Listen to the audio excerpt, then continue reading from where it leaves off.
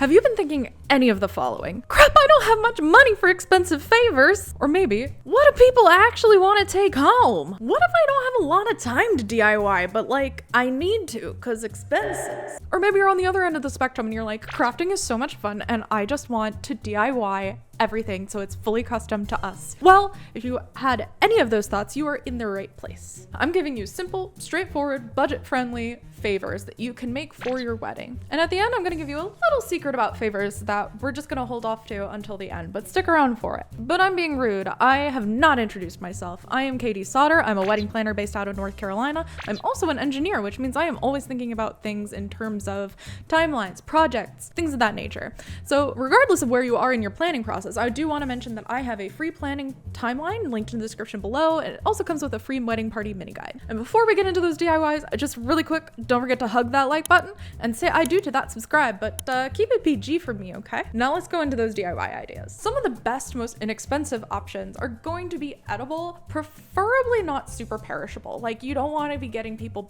strawberries. Here are some cute ideas. Mix the dry ingredients for your favorite cookies into little baggies, and then, you know, tie them with a little knot and a little tag that basically just says like, thank you, here's the recipe. And if you want to increase it, this is what you would need to make like a full-sized amount, but you can basically just make enough for 2 cookies in these little baggies. But it's really cute because it's really personalized to what you as a couple, what your favorite cookie is. And so that can be really fun. And it's also non-perishable and plane friendly. So there's no worries about taking this on the plane. You can elevate how these bags look by tying a little chiffon ribbon around them or adding a little sprig of dried rosemary or lavender. It's just like really a cute idea. Another option could be just to have mini honey jars. So you could go to a local farmer's market, get the big things of honey. And then I do have some jars if you want. I just made all of this really easy for you. You don't have to use any of these links, but I did put some links in the description below if you want to check out any of these things. But I did find some mini honey jars and all you would have to do is buy the honey. Now the honey would be the most expensive part, but overall at about 42 cents per bottle for like 60 bottles, it's like really not that bad to get honey jars. Another option is just fully baked cookies or macarons. You could do the macarons in your wedding colors if you want. Now macarons are a little bit more expensive. They're like $2.75 per usually.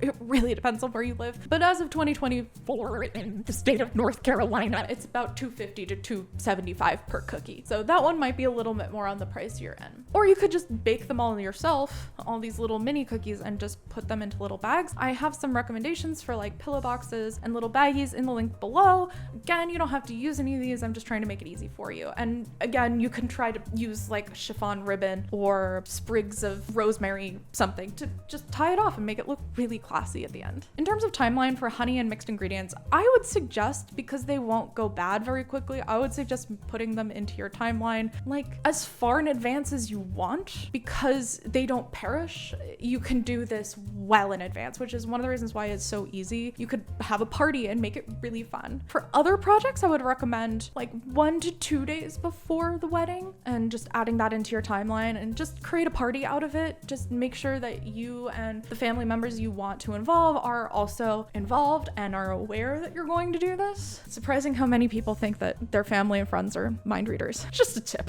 That's all stuff you'd want in your timeline, like the one that I have linked in the description below. The next best option is going to be something that is biodegradable or reusable. So that could include a mini homemade bath bombs, and I've linked in the description below like link that actually takes you to where you can make them, but you can make them in your colors. You could have like a signature scent for your wedding that you could use for that, and then put them in little bags again with the chiffon ribbon. Just so pretty. That one's a little bit more adventurous since that one requires a little bit more work, but you could do that one well in advance of the wedding. Like put it on your timeline for 6 months out, then you can set it and forget it, you know? You could also do seed packets of wildflowers, and this could include like actual little packets of wildflowers that you tie with maybe some ribbon or something, or you could instead have them as an alternate to your rice. So some people will throw rice at the grand exit or at the ceremony, but a lot of venues don't like rice. So definitely check with your venue what you're allowed to have. A good alternative for this would be birdseed or like a little bit of dried lavender. One cute idea that you could do for the actual paper itself is wrap these in sheet music of a song that could be maybe your first dance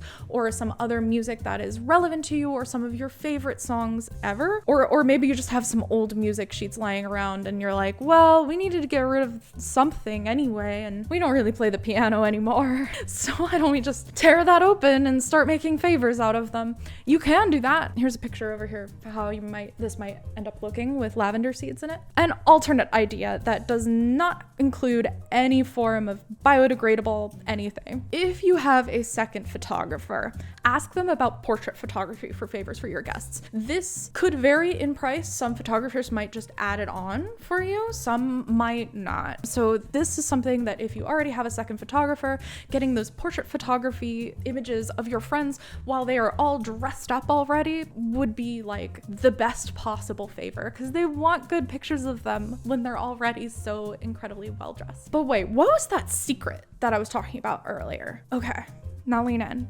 Here it is. You don't need favors. You could skip them altogether. If you're like, I only have $100 to do favors, skip them. A lot of people leave them behind anyway, and it's just going to save you a ton of money. So there, I said it. You have full permission to just not include favors at all. I know, crazy, but just like, hear me out. I'm a wedding planner. I see it all the time. It's just a lot of favors are left behind, no matter what they are, even if they're edible. It is a-okay to skip them. But otherwise, if you're like, no, but I really want them, then feel free to try the ones that I just mentioned. They are living rent-free in my head because I like them. Just don't forget to add DIY projects to your timeline. Don't forget to check out the one that I have in the link below. It doesn't have the DIY projects, but it does have everything else. And you are absolutely, I encourage you to print it out so you can go through each deadline, write everything in. It makes it so simple and straightforward. And again, use that kind of time frame I mentioned. So think well in advance for things that are not